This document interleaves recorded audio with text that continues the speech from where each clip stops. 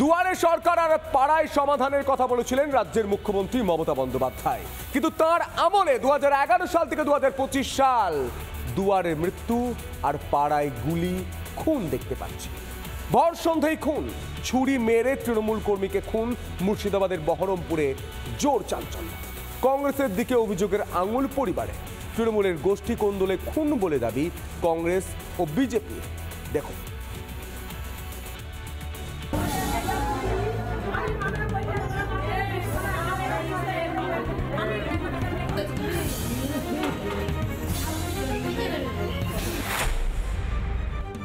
মুর্শিদাবাদ জেলায় তৃণমূল কর্মী খুনের ঘটনায় চাঞ্চল্য সৃষ্টি হয়েছে।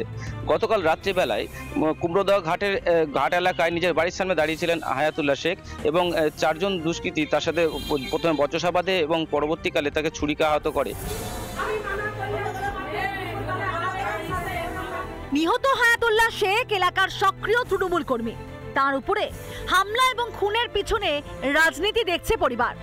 পরিবারের সূত্রের দাবি এটি একটি রাজনৈতিক চক্রান্ত এবং কংগ্রেসের দিকে আঙুল তুলছে পরিবার। তুরাপের ছেলে, এদের সঙ্গে এরা কংগ্রেস পার্টি করে আর কি, দীর্ঘদিন থেকে এদের সঙ্গে একটা মতানৈক্য আছে আর কি।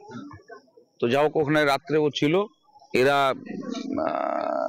সবাই একসঙ্গে গিয়ে কিভাবে এদেরকে পেটে ছুরি মেরেছে। পরে ওরা কংগ্রেসের লোক, এরা আমরা টিএমসির লোক, যার ফলে একটু তো মতানৈক্য ছিলই, আছেই আর কি। বাড়ির সামনে বচসা, তারপর খুন। স্থানীয়দের দাবি অভিযুক্তরা একসময় কংগ্রেস কর্মী ছিল, এখন তাদের তৃণমূল নেতাদের সঙ্গে দেখা যায়। এই ঘটনার পিছনে তৃণমূলের গোষ্ঠীদ্বন্দ্ব দেখছে কংগ্রেস, একই সুর বিজেপির।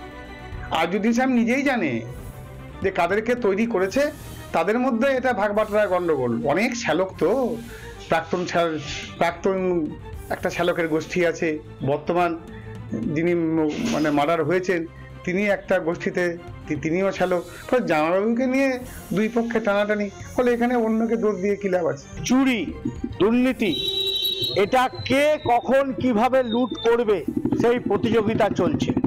সেই প্রতিযোগিতার মধ্যে যারা দুর্বল এবং যারা সবল আর দুর্বলে দুটোই তৃণমূলের ঝান্ডা নিয়ে লড়াই, এবং সেই লড়াইয়ের ফলে মৃত্যু অনিবার্য এবং আগামী দিনে আরও মৃত্যু ঘটবে। পুলিশ সূত্রের খবর এটি একটি আকস্মিক ঘটনা। তবে মুর্শিদাবাদ জেলায় এই প্রথম তৃণমূল খুন নয়, এর আগেও খুন হয়েছে। সামনেই নির্বাচন এবং সেই নির্বাচন ঘিরে এই খুনটিকে নিয়ে জোর তরজা শুরু হয়েছে রাজনৈতিক মহলে। মুর্শিদাবাদ থেকে সীমন্ত দাস, রিপাবলিক বাংলা। নানা ধরনের কন্টেন্ট দেখার জন্য লাইক করুন, শেয়ার করুন আমাদের ফেসবুক পেজ, সাবস্ক্রাইব করুন আমাদের ইউটিউব চ্যানেল। পাশাপাশি অন্যান্য ব্রেকিং নিউজের জন্য অবশ্যই চোখ রাখুন রিপাবলিক বাংলায়।